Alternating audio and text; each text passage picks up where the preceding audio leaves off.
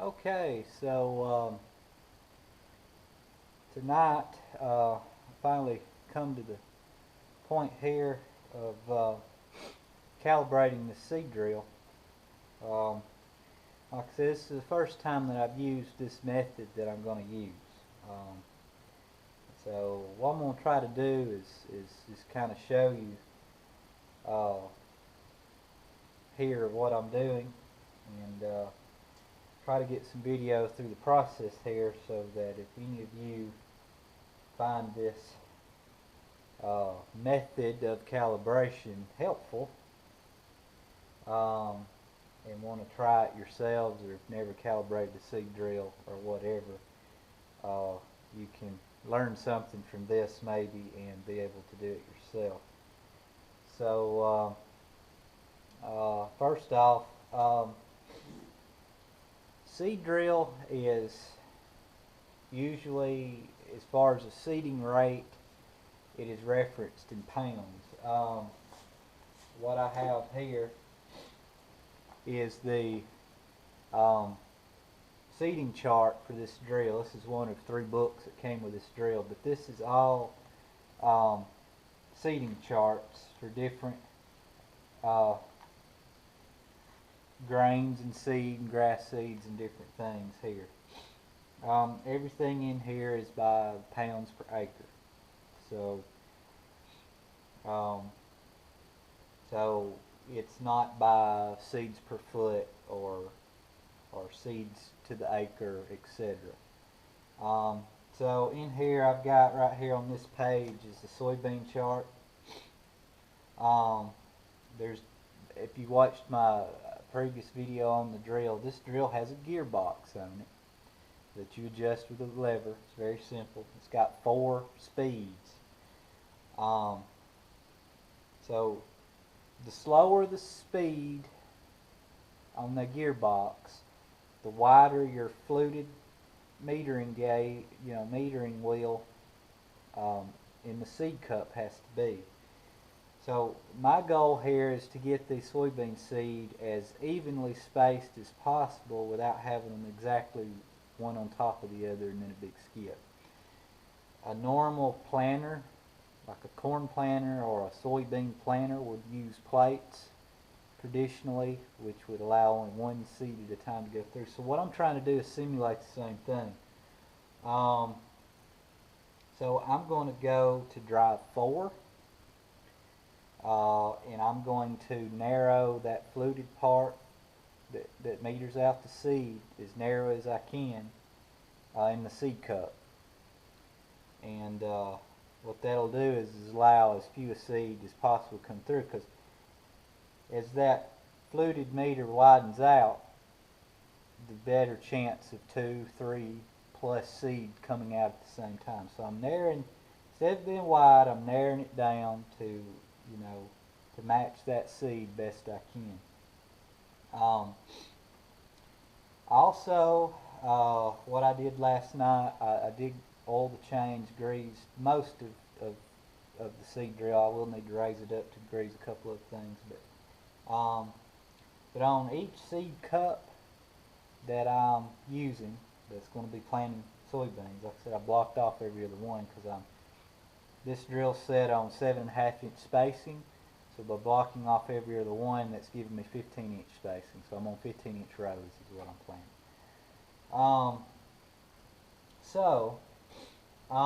What I did with the seed cups was, there are the bottom of the seed cup there's a little lever attached to a little flap that's on the bottom of the seed cup. That little flap's curved, and that rides right below the little fluted part that meters the seed out. There's a little lever tied to it, and you can open that. Now, if I can show it here, you can open that up, and it's partly there so you can open it all the way up and clean the seed out of the drill. The other reasons it's there is it's got, I think, 3 notches that you can set that lever in, and it actually varies the distance at the bottom of that cup from the metering wheel. So for smaller seed, grass seed, and up to things like wheat seed, you have it all up on the top notch. It's, you know, all the way far closed as it can be. For larger seed like soybeans, which we're going to be doing here tonight, you want to open that up a little bit. The book recommends to the second notch, so that's what I've done on all these seed cups. I've opened that up just a little bit. The main reason for that is it's a larger seed, so you're increasing the distance between that fluted metering wheel in the bottom of that cup. And what happens is, if you leave it closed tight, you'll get two seed in there at once, and they'll pinch. What will happen is as it rolls them two seed around and it's pinching, and they finally relieve pressure, it'll shoot that seed out, and it won't even go down the tube. It'll actually shoot out across this walking platform here. Sometimes, if you're having that situation, you stop the drill and you walk back here and you see seed on your walking platform, that's possibly what's going on. I don't know if you can see it here, but this is on the small seed box. But these actually have little guards here because the little small seed cups don't have that option to vary that distance at the bottom of that cup. So stuff like my last drill didn't have these, the 606. So what would happen is I would put clover seed in this small box, and I'd get out and I'd see clover back here on the walking platform. And what was happening is pinching seed, and they were popping out, wasn't going down the tube. So I thought it was neat they have designed these little plastic guards on the small seed cup, so if that seed pops, it hits that guard and it still goes down the seed tube. But anyway, so I've done that already on all of them.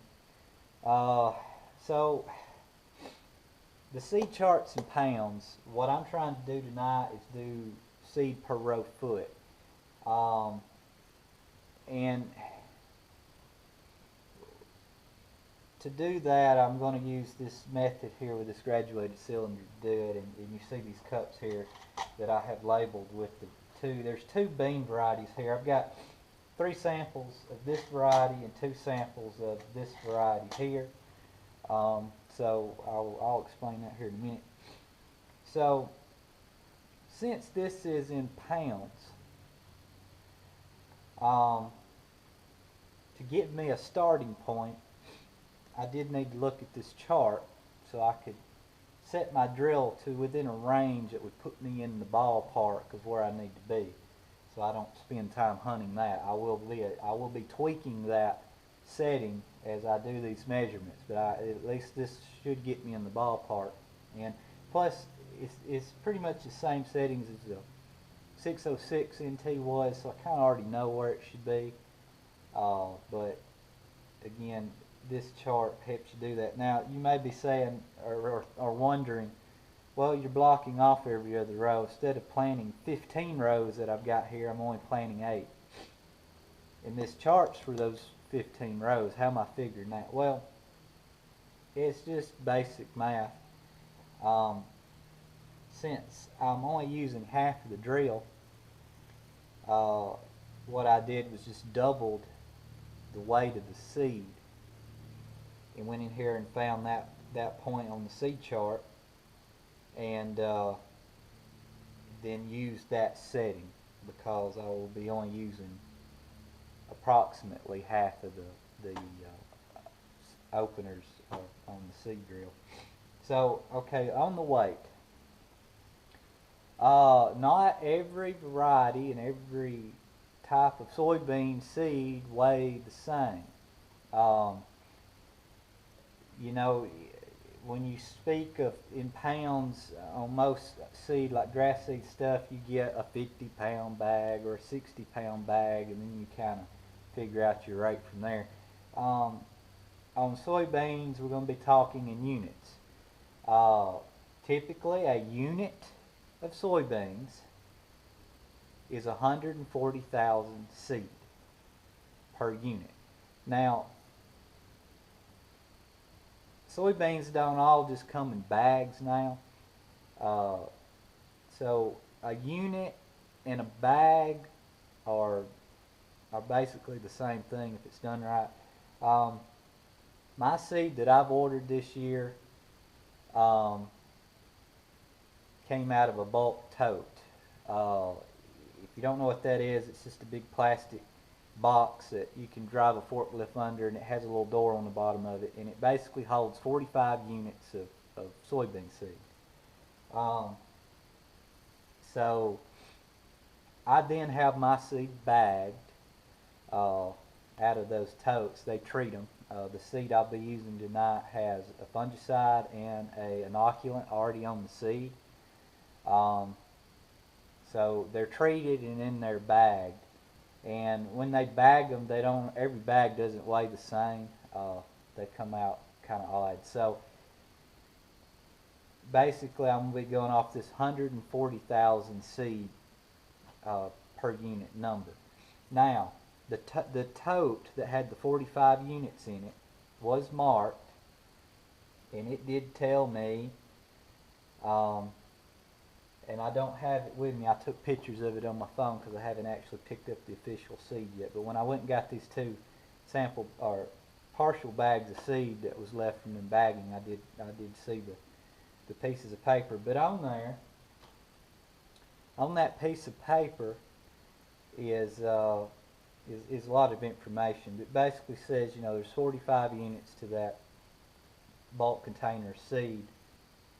It also tells me how many seed per pound is in there, and it tells me how many pounds that those 45 units of seed weigh. So doing the math on that, I was able to figure out, yeah, here's where I did it. On this variety, first variety is a Pioneer 47T36R. 45 units weighed 2,202 pounds. And there was 2,877 seed per pound. So that allowed me to figure out that 1 unit of that soybean seed weighed 48.93 pounds. 1 unit equals 140,000 seed, and I want to plant 140,000 seed to the acre. So 1 unit to the acre. So that gives me the pounds that I need, and this is the traditional way, or the way I have been calibrating the drill, is in pounds. So I would calibrate the drill to give me 48.93, or as close as I can get it. You can't get it exact, but roughly that 48.9, almost 49 pounds to the acre. And I basically did that by cranking the drill out about a quarter acre, or well, an exact quarter acre, best I could do it. The manual tells you how many turns is an acre, and you can do the math and figure that out. I would catch seed out of 2 seed cups. I would then weigh that seed with a set of digital fish scales that I have here, and then I would divide that by 2. The 2 seed cups gives me an average of them 2. Then multiply it by the number of openers that are planting here, which would be 8. And then I would multiply. Well, I would usually do that ahead of time. But either way, in the process, you'd multiply that by, if you're doing a quarter, by 4 to give you the entire acre, and that'd give you pretty close approximate of how many pounds per acre that you're putting out in your calibration process. So that was the typical way I did it. But I did need this information in pounds to go to my seed chart and get my initial starting point. So that's why I wanted to note that out here. And the other variety, the numbers were a little bit different. It was 48.46 pounds. So there's only about a half a pound between the 2 varieties. So the setting on the drill should be very close.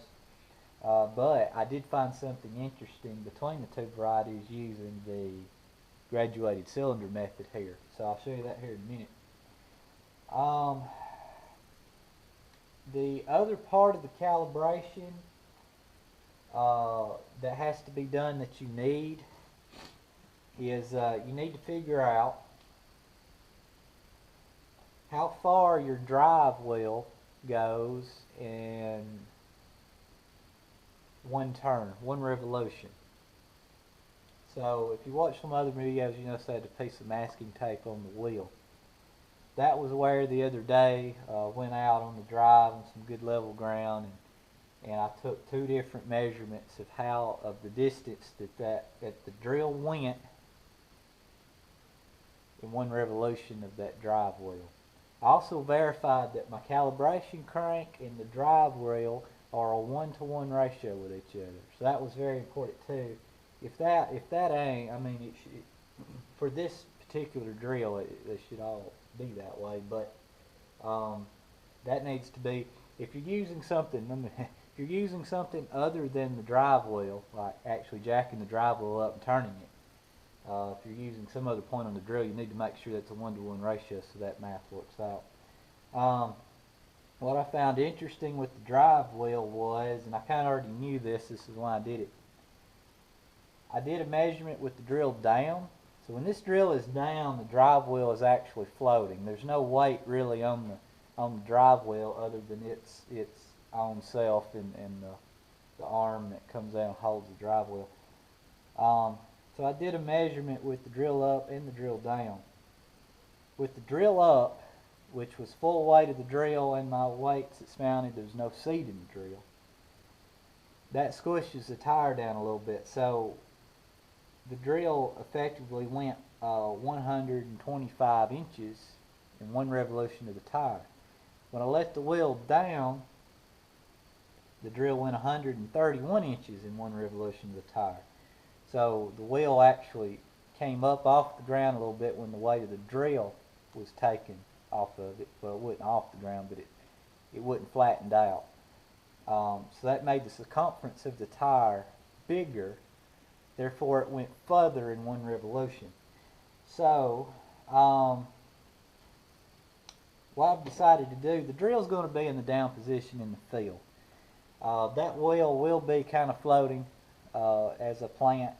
Depending on conditions, there may be some weight on it. There is a stop, which the end wheels of this drill do gauge how deep my no-till coulters go, which I usually try to run them as deep as I can get them to go.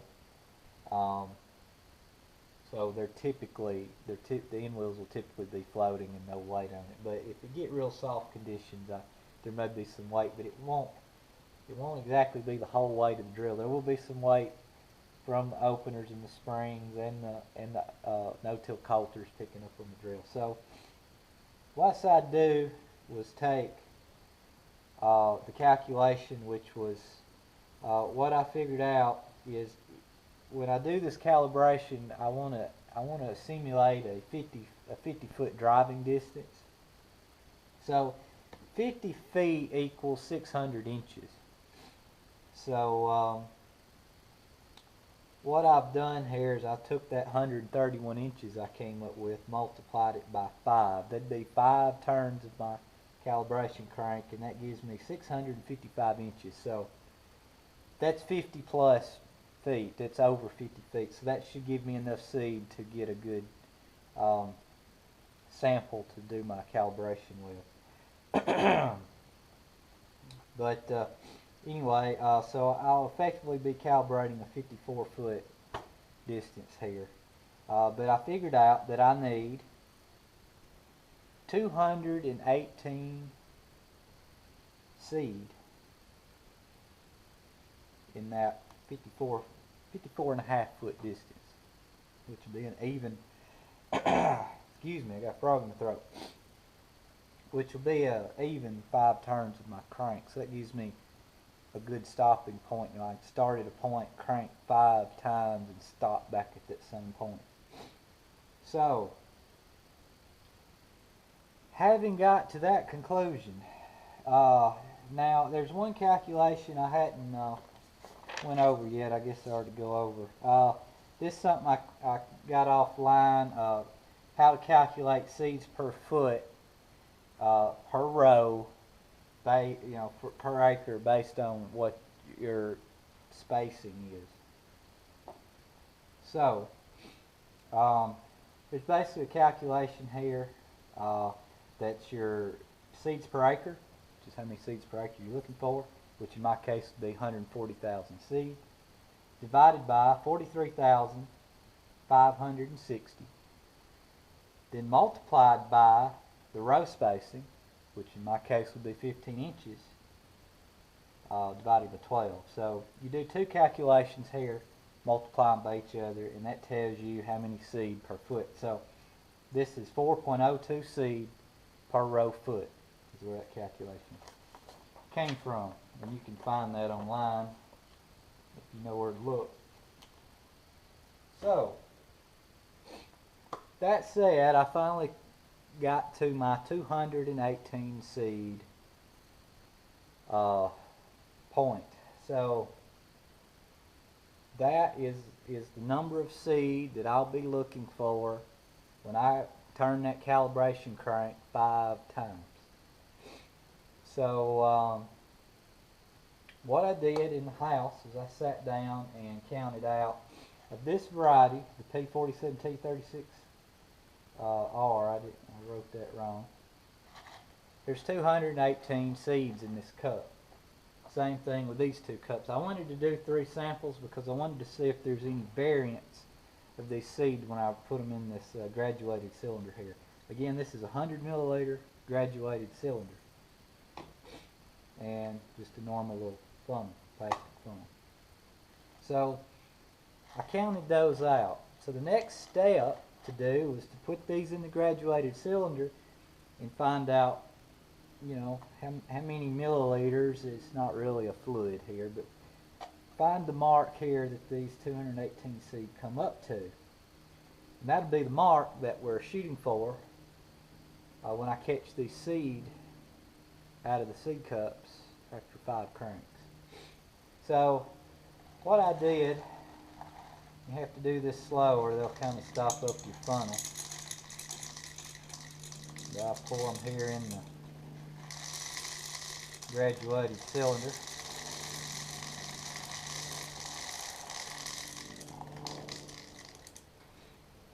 There they all are. So you're probably not going to be able to see this, but anyway, there's my 218 seed in the graduated cylinder here. And it's hard to get this exact, but they are right at the 50 to 51 milliliter mark on this graduated cylinder. I'm not going to do all 3 here, but I've done all 3 in here, and they all were exactly the same. Now, the P4297Rs, 218 seed, when I put them in here, they were slightly less. They were about 48, 49 milliliters. So these seed are just a tad bit smaller in size than this variety. So that also coincides with that half a pound difference per unit that I told you about a little bit earlier. So I've got a baseline for those. I've got a baseline for these others, and basically that's what I'm going to be doing. So when I turn that crank, I'm going to catch these seed down here at these seed tubes. I've done took 2 of them loose. For this drill, a pair of notched pliers is the best thing to have. Regular flat pliers won't. You need that notch to get those clamp rings off of the seed tubes. But anyway, so next step here is basically I'm going to put seed in the drill out of the bags I got over here, and I'm going to prime the drill. What I mean by prime, what I'm going to do, when you pour seed in the drill, they go down to the fluted metering wheels, and I'm probably not using the right term on that, but anyway, they go down there and they stop, but they don't come all the way out to the edge of the cup. So what I'll do is I'll put seed in there, put some cups down here under the tubes, and I'll crank the drill a few times to get seed flowing through. And then I'll just take this seed out, pour them back in. I won't use a seeder. So what that does, that gets seed right out there to the edge of the cup, as it would be in a field situation as you're planting. So there won't be any gaps in seed coming out. You know, there won't be like a half a turn of my crank before seed's coming out. There'll be seed coming out immediately as I start cranking. That's what I want. So only thing else I really have here is some little bowls to catch the seed in. I've got my graduated cylinder. I do have my scales here. I will possibly, if I got time, will do, after I get a setting with the graduated cylinder method, I will, I may go ahead and do my normal old method, leaving it set where I found it with the graduated cylinder, and weigh some seed and just kind of see how close it is. I'm curious to see how that works out. But anyway, I'm going to get started on this. I know it's dark down here. I hope you can see this. I don't know how well the video is. I've got some light shining at me here, so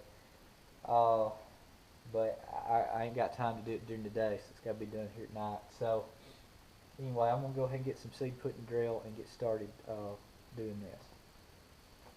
Alright, so I've got seed in the drill, and I have primed the seed cups. So I've got a light here, and hopefully you can see that down there. But anyway, you can see those seed are all the way up to the edge of the bottom of that little plate I was telling you. There's a little, whoops, I knocked one down. There's a little lever that I was telling you that adjusts this piece right here. You can see there's a gap. If you go over to this one here, you can see that one's closed. You can see a little wheat down in there. But see, that's notch 2, notch 3, etc. So that one's not being used, so it's closed. But anyway, that one there is set on second notch.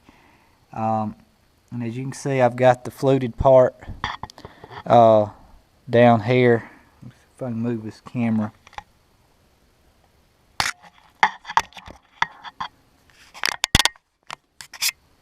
You can see I got the fluted part closed up as narrow as I can get it for right now on the top drive speed. So it'll only knock out 1 to 2 seed at a time. And like I said, it's primed right now and it's ready for me to start my calibration. Alright, I just did my first crank, first calibration.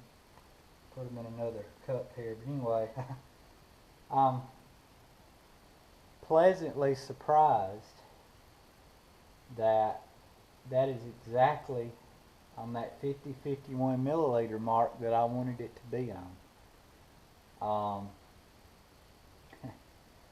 On the first go around. So that just goes to kind of show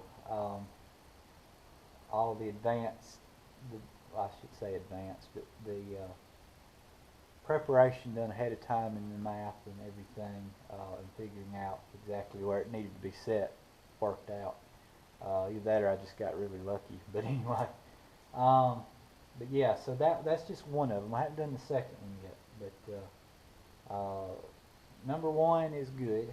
So I will pour it back out here, and I'll pour up the second one and see what we get.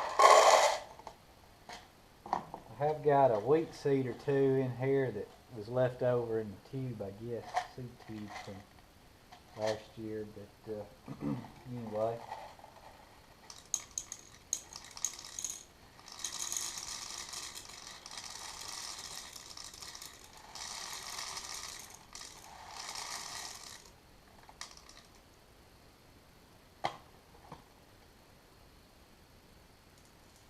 Now, that's interesting. That one was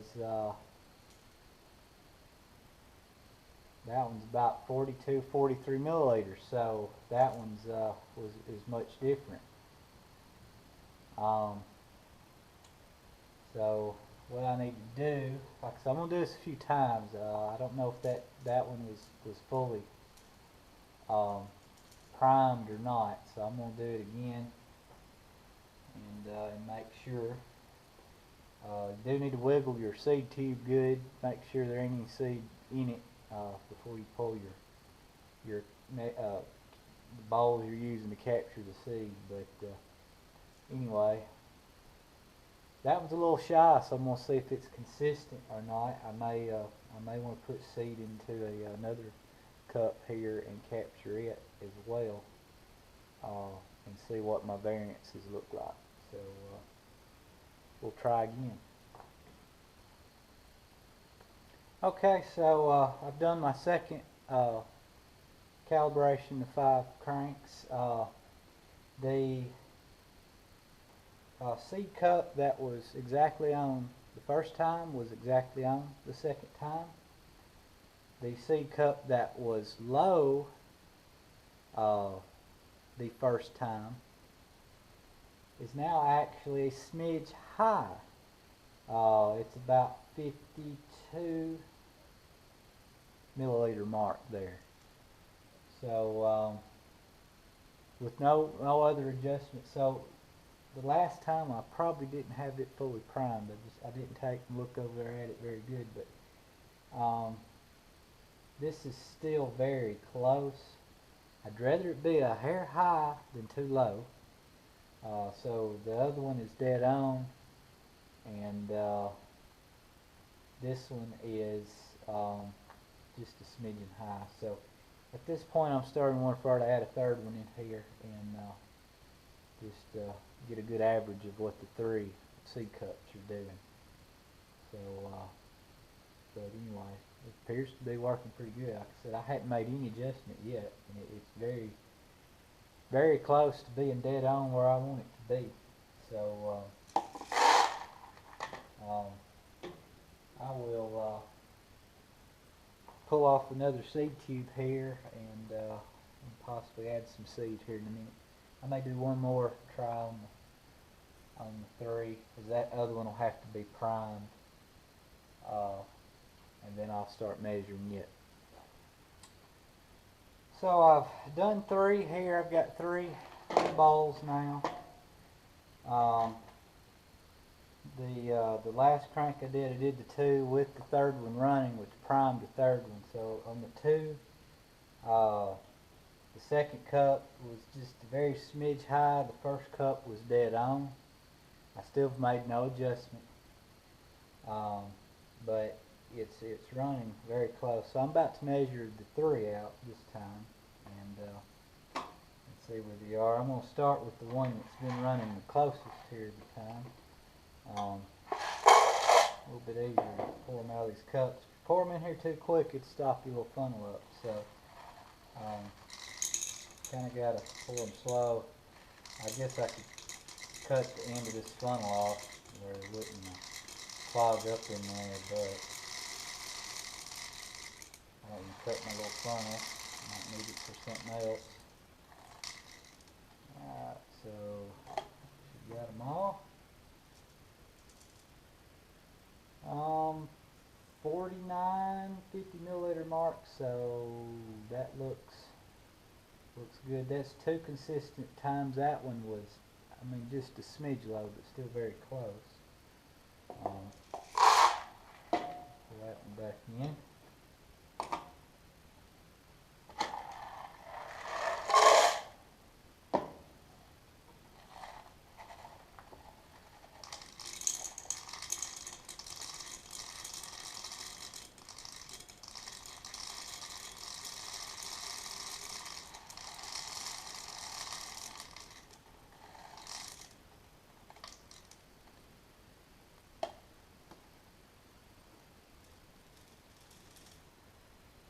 That one is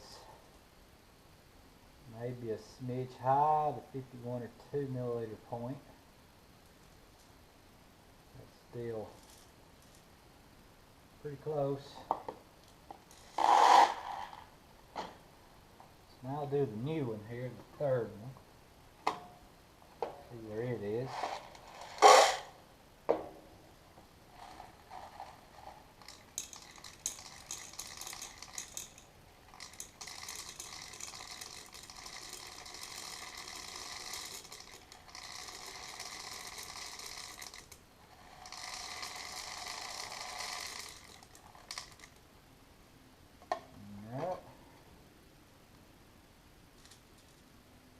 It is a little high. It's running around, 55, 56 milliliters, so it's just a smidge on the high side. So,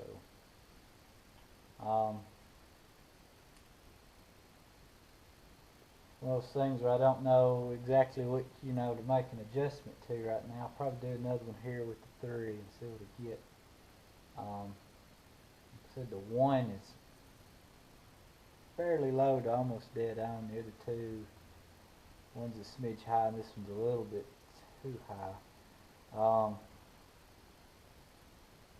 Probably every layer of seed down in there is about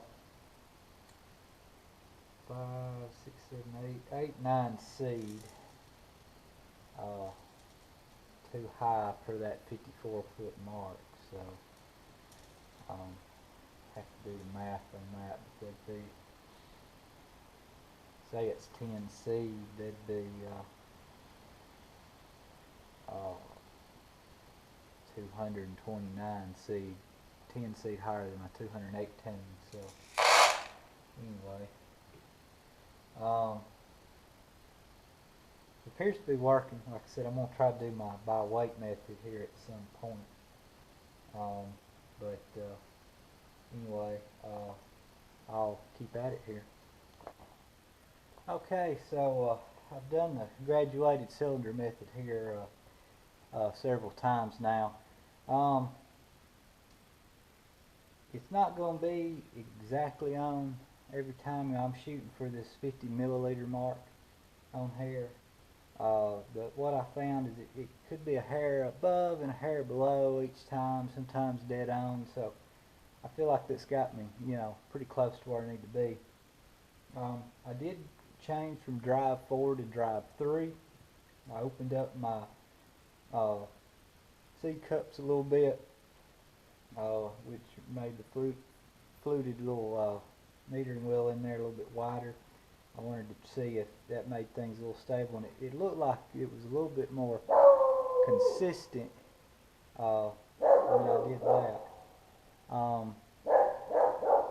Dog's upset about something over there, but anyway, so I concluded my graduated cylinder method. I do believe that does work. I have already started doing the per pound method. I have done it once already. Like I said, on the graduated cylinder method, I thought I might be overall a little bit high, and the per pound method has proved that on my first try. What I got on the first try, well, first off, I'm shooting for right at 49 pounds per acre, as I explained earlier on this variety of seed. My first per pound